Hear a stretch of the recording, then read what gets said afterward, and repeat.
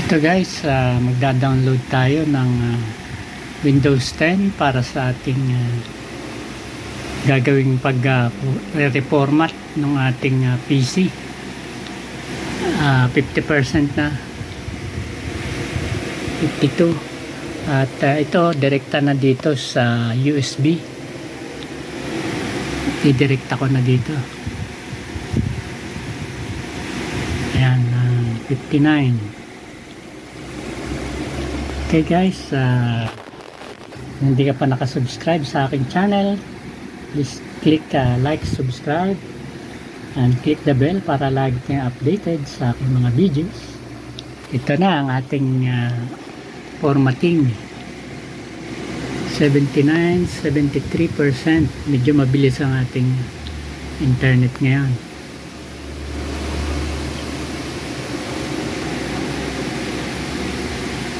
Ayan. After this guys, pupormat na tayo ng ating computer. May Rufus na rin to, may Rufus na para ma-bootable, maging bootable na siya. At saka itong ating dina-download na Windows 10, may Rufus bootable disk na, para dito na tayo install mamaya using our USB drive. Ayan, nag 100% na siya. Bini-verify na yung ating download kung okay. And progress 0%.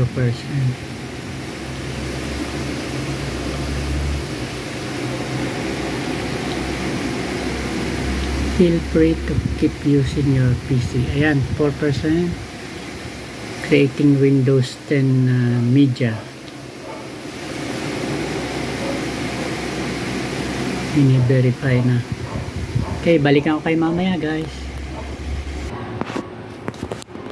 Ito na guys, tutuloy na natin. At ginawa na natin kanina. Nag-delete tayo sa usual formatting, and then pinasok natin yung BIOS setup. Then ito na, next na tayo.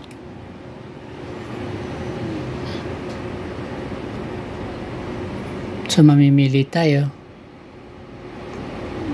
kung anong ating gagawin, custom o upgrade.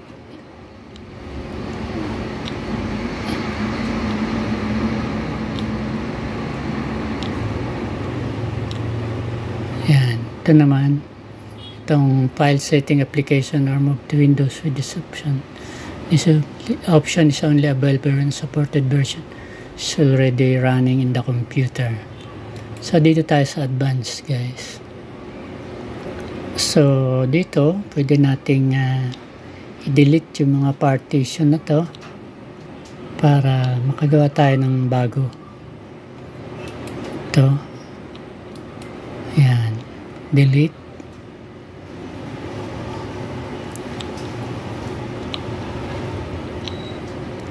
Or pwede naman yung kanina, kung meron na tayo dati ngayon, try natin ito.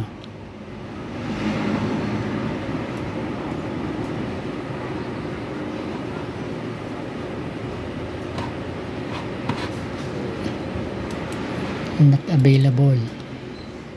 So ito pwede natin itong primary. Yan. So pwede natin itong i-delete. Tsaka itong isa.